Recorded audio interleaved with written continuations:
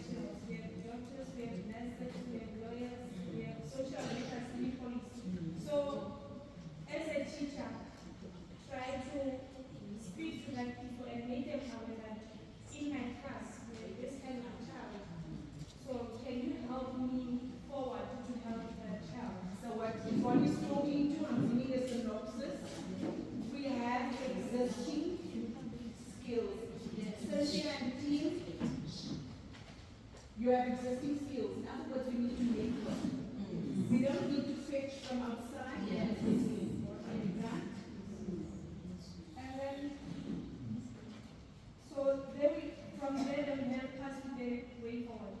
And then protecting the child of the victim. We can't take a child from her home or his home without a parent consent. So we'll have to create a way to approach the family to tell them that this child is not safe. So can we help each other for the sake of the child? And then give him or her a safe place where he can be protected. It can be maybe I will take care of him for just a time. Next group, thank you. If it's different to what is good. Yes, we'll just add. From our group, we said that we should create awareness. We must create awareness in the church so that everybody must be aware. And then we said that we must have a group like in our churches, there are zones. We must have a committee at number one. It must not just be each and every person. We must look at the conduct of the person and they must sign what we call a declaration of confidentiality. Yes. And the other point that we came up with was in the church, as we are sitting here, there are people among us who are the cause of the problem. How do we deal with that? Because I can be a reverend, I can be a deacon, being the cause of the problem. So our church must stand up now. These things must be taught from Sunday school up to the highest level because we end up not knowing. And then the last was how do we help families? We just said with counseling. Thank you to this group also. Next group. Thank you for the solidarity support. So we're talking in terms of support or how we identify a child that is molested. Some of the things they said exactly what you said. Yeah, but there's a one that is quite different in terms of children. You know, when it comes to children ministry, children can really relate to animals. Some of the kids, when they get molested, the most common thing that the perpetrator says, if you tell anyone, I'm going to kill you. You know, when you want to identify a child or you want them to be forthcoming to tell what happened, kids relate to animals. Take two animals. Like, you're trying to educate them. We've got the concept. Yeah. For example, we've got the concept. I'll speak to it, right? Yes. Maybe when the animal is in front, he said, children, how did your parent touch you? Was it there? They will tell. Yeah. All in all, I was talking about the concept of the animal that are going to children. So thank you so much. I just want to say we have what we call play therapy. So the use of animals among other things form part of play therapy. If the children's ministry considers this, I will at the next gathering of the children's ministry bring therapists to teach you skills. If they say we can do that, I've got people available. So play therapy. So they were speaking to play therapy, but the second thing they were talking about was alternative interventions to help the child speak without using words.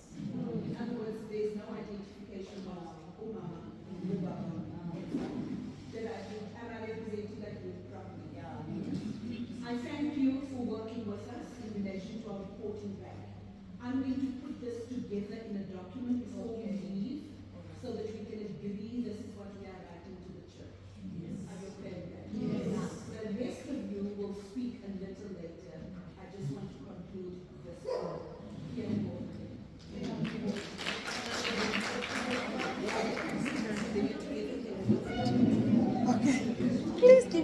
screenshot of Danny George and the message. You sent it to me.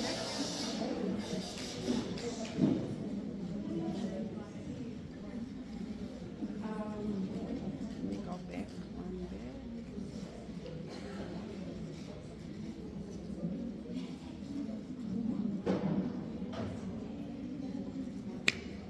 We're back. So that was quite a good session from, obviously, I could tell. So for sake of time, we're just going to go into protection, safety and justice, which is key interventions, accessing address barriers, accessing services by GBV victims. This will increase the number of brain and calls for GBV cases. So I want to give you, Heidi asked me to please give you some examples and etc. of cases and stuff. As I said earlier, GBV is, you get different types of GBV which you saw. Human trafficking, one of them, which is a very, very complex form of gender-based violence.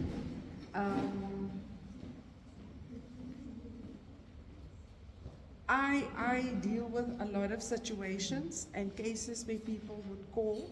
Currently, we're busy with what you call decrim of prostitution, fighting the government on that. So just yesterday, one of the survivors of prostitution messaged me with information and stuff that they were going through, okay? And because of a boyfriend, being in that boyfriend, so it starts off as simple as domestic violence. It started off with the emotional and mental abuse, breaking down the person's morale, breaking down the person's confidence. So that's verbally, you this, you that, you will never that, you can't, you're useless. Dismissing the person's feelings and emotions when expressing, I'm feeling, and also, get over yourself, you know, you're being stupid, or you always make a mountain out of a molehill. Those are things to the next person which can come across as being very dismissive of that person, of what they're going through. It may be so that, yes, you are right, they are making a mountain of a molehill. But on that situation that is there, you need to not say that to the person. That could be the very worst thing you can say to the person at that time. Just take a step back and just listen. See what the problem is and try and get them to shift. So it's what you call anchoring. Shift from that situation to the next. So if they're coming out of this thing and making it a negative and say, okay, that is, I see what you are saying. I see where you're coming from. Have you thought of it perhaps in this light? So you're not coming down and say, think of it like that. Have you perhaps, or are you able to? So that starts a thinking process, and it starts the shift from this block to that block, where it starts lightening the situation. So that's just in terms of that young lady, what was going through her boyfriend. Eventually landed up where he started selling her and using her to get money into the home as a prostitute. She ended up being full on the streets because the pumps and everything got her. So you see how gender-based violence intersected into human trafficking. So those are things that's very rife within the communities that we are living in. And it's often not recognized or anything, even within the law enforcement space. So very tragic out there. Our children keep quiet. The situation, again, that's one of the key things where that child becomes withdrawn. Another thing is the child sometimes is over extroverted, making up for whatever is happening there. So those are signs to look out for in the children for whatever is happening within their lives, which is obviously negative. Emergency funds, those are things, I mean, even in an organization we find, yesterday the same lady asked me for 160 rand just to get to a place where she's working. She's trying to keep out of prostitution, going back, because often they go back because that's all they know. That's the only way to put bread on the table for the children, so they feel that, you know what, I'd rather go back, because even though he beats me as a pimp, I get raped, but at least I'm eating bread. I can share that bread with my children. So those are the things that we are dealing with. And currently ACT Africa is trying to, as best as we can, those who have approached us to try and get them into a skill or something else. It's difficult, I have to admit, to stay out of prostitution. So, and we're fighting government tooth and nail. We've written lots of things to stop the decrim. What we're proposing is partial to protect that person that's prostituted, because most of them are in there because they're pushed into there through desperation or trafficking or whatever. But the perpetrator, the brothel, and the pimp has to be criminalized. Currently, South Africa wants to decriminalize the buying and selling of it. And it will be the only second country in the world that would be doing so outside of New Zealand, and unfortunately the human trafficking has shot up now as a result. So those are all encompassing in GBV. Upgrade the existing courts countrywide and deal with sexual offences cases, which could increase the number of GBV cases. So we got a huge problem. Esther, I'm not going to dwell on that. That is not your space to deal with. Yeah. What is the target?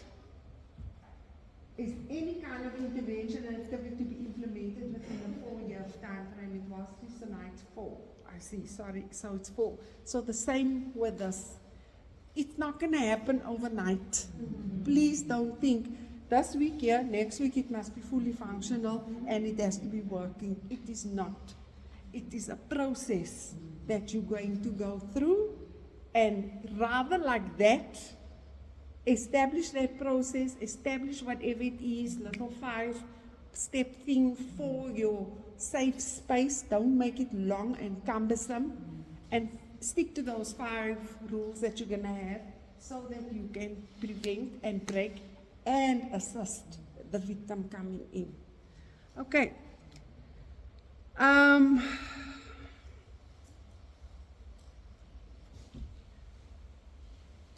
not going to go through that. That's not for you. Response, care, support, and healing. That touches the safe spaces that we're going to have. Come on, go to the next screen.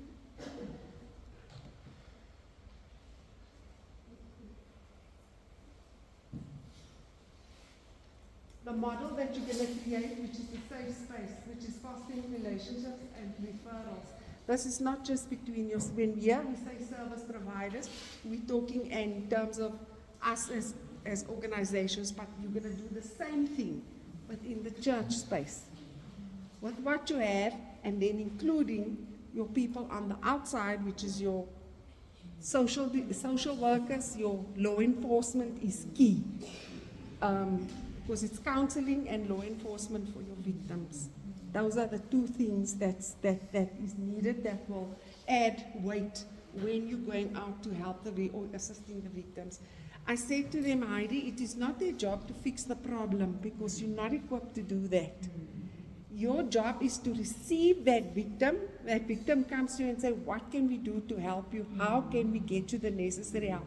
So what are the steps? The police, number 1, that's your first thing, is to encourage that person. Then you need to think about and take it case by. Often you find the minute you mention police to a victim of trafficking, especially, no, I'm not a victim, sorry, where there's a husband involved, they tend to take a step back. I don't want to report him, but I want to help. Can I put you into a range? So there's the national shelter movement. Please guys, you need to have that big there, because often you phone there. Because sometimes with GBV victim, not human trafficking, they need to get into a shelter. You can go past the police station and end up in a shelter depending on the shelter's rules and regulations. But the ideal thing is to go through the social worker, police station, and then place, because then all the relevant forms and procedures are followed. But this person does not want to go to police station, so what do you do? What do you do? You've got 5 minutes left. Sorry. Yeah, so that's something you need to address to encourage that person to obviously get out of that cycle of abuse in getting into another place of safety. We've covered all of this, which we've just done in your workshop, standardized approaches, and your shelters, which is your Tutuzela care centers. That's exactly what you'll be utilizing. Okay, accountability areas, so we've crossed all that. And I've given you the account social development. It will be different for us. Yeah, but when they're working and helping with the victim, they need SACCs, and they need, outside of that, we need all of these other things. That's us as an organization. But your two things is your SACCs and your social workers.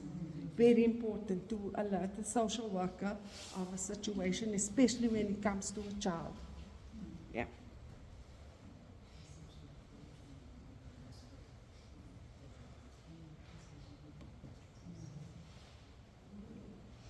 Economic dependency on abusive male partners, economic stress, we've covered all of that, is what, I'm not going to go, you can read through that.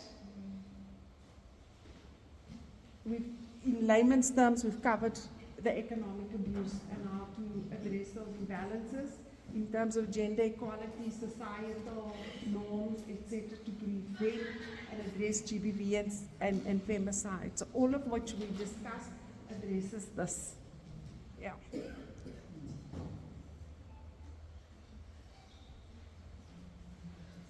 Safe and equitable society, rebuilding social cohesion, preventing GBV, support system, working together, and addressing the root causes of GBV, which creates an equitable society and ultimately safer space.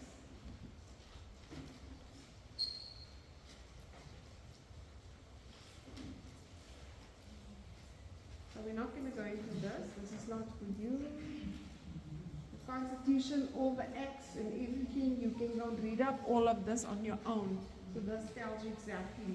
Constitution, Domestic Violence Act, Criminal Law, the Protection and Harassment Act. Very important if you're running safe spaces to have a look at this to see that you're compliant. You can actually print out those little bits of those acts.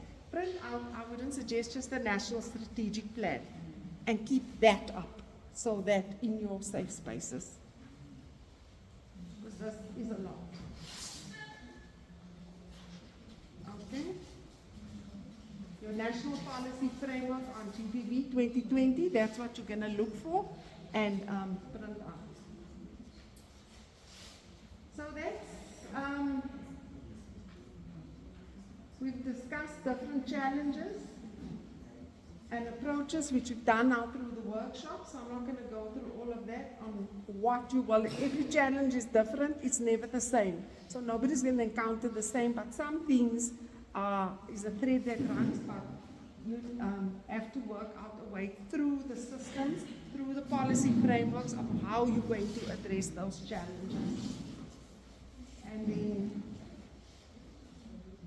we've done that workshop, your thoughts, your discussions which we've done, and that's just our, again, our donating. And that is that for this session. Thank you, Hilary. In the next one, we'll cover human trafficking and a bit about how to look at toxic relationships. It's specific that I've done. It still covers GBV and then human trafficking. So I think that's important for you to know and to recognize within the safe spaces that you'll be working in.